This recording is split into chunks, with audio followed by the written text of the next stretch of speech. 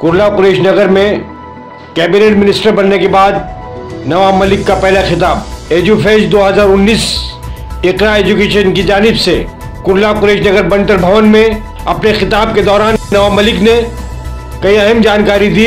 खास तौर से मुसलमानों की रिजर्वेशन को लेकर ये सरकार जो फैसला करने जा रही है, बहुत अहम ऐलान किया। आमना सामना मीडिया नवाब मलिक साहब की वो पहली तकरीर दिखा रहा है। आइए सुनिए और देखिए नवाब मलिक का पहला खिताब आमना सामना मीडिया पर।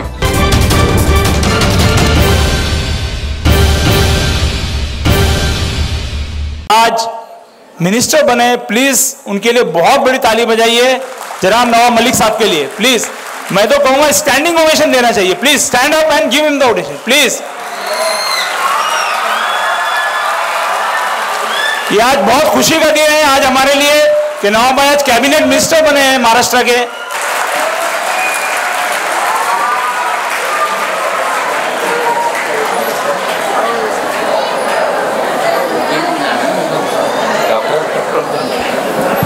इकरा के इनामी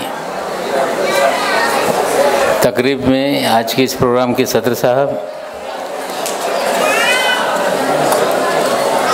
इकरा के अहदेदार मेरा सिद्दीकी साहब, डॉक्टर मुबीन साहब, डॉक्टर याकूब साहब, इकबाल भाई देशमुख साहब, आपके हलके के म्यूनसिपल काउंसलर कप्तान मलिक, इस फंक्शन में आए हुए तमाम टीचर्स, जिम्मेदारान, वालिदैन और बच्चों,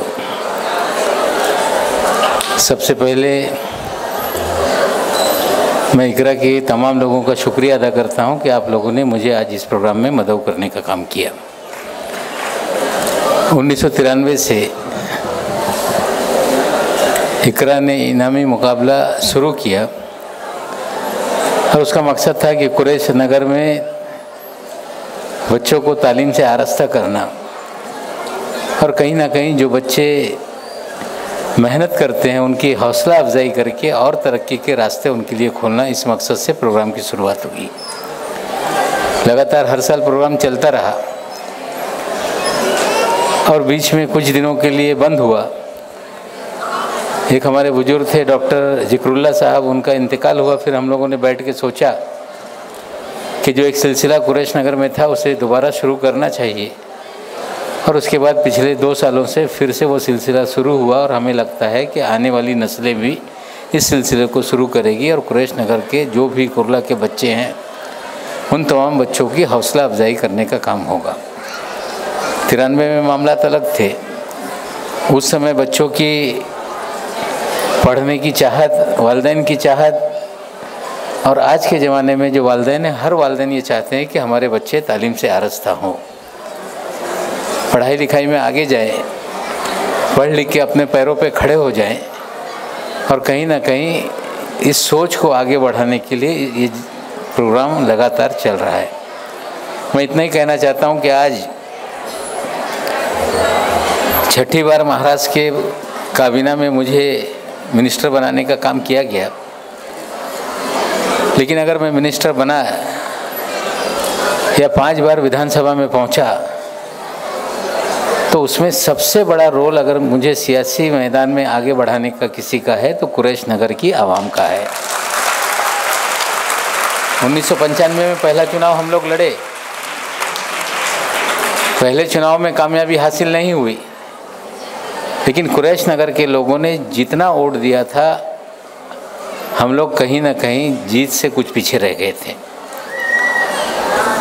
लेकिन 1996 में पहली बार जब बाई इलेक्शन होने लगा तो कुरैश नगर की आवाम ने इतनी मेहनत की कि पहली बार 11 अक्टूबर 1996 के दिन महाराष्ट्र की असेंबली में आप लोगों ने भेजने का काम किया।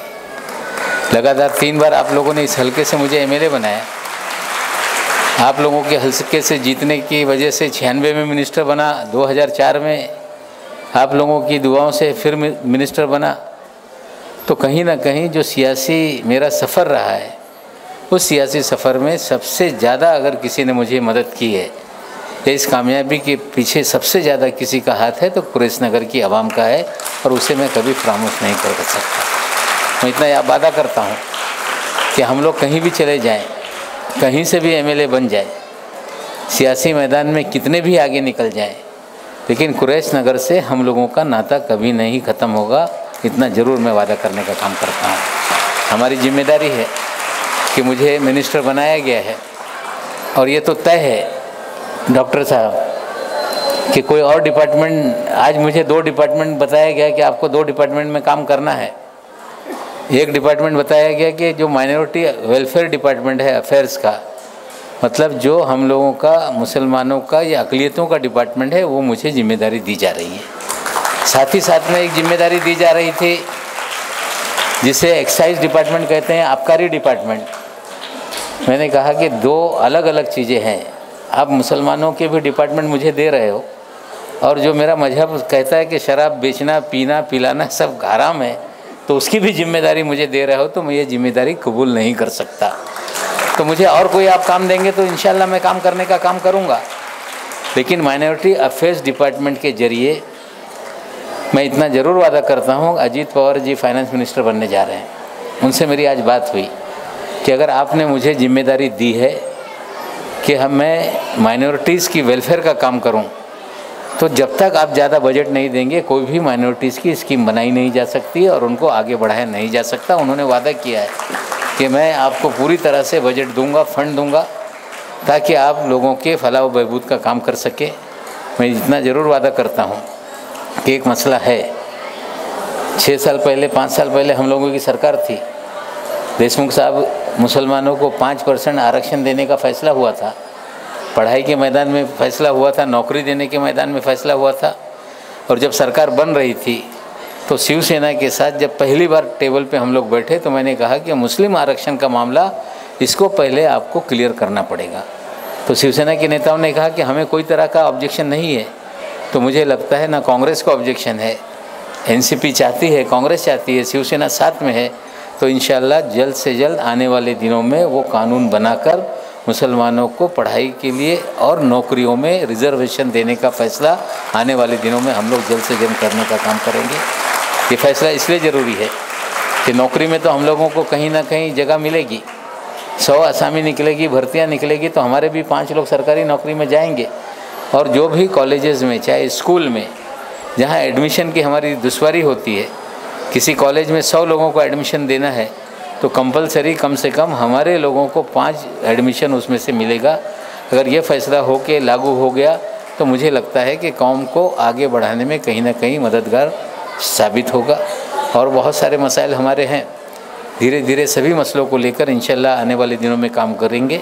मैं ज़्यादा ना बोल के एक बार मैं फिर तमाम इकरा के अहदेदारान का शुक्रिया अदा करता हूँ, आप सभी लोगों का शुक्रिया अदा करता हूँ कि आप लोगों ने मुझे बुलाया, मदऊ किया, इज़्ज़त अफजाई की, इसलिए दिल की गहराई से शुक्रिया अदा करके अपनी बात ख़त्म करता हूँ। शुक्रिया, अल्लाह हाफ़िज़।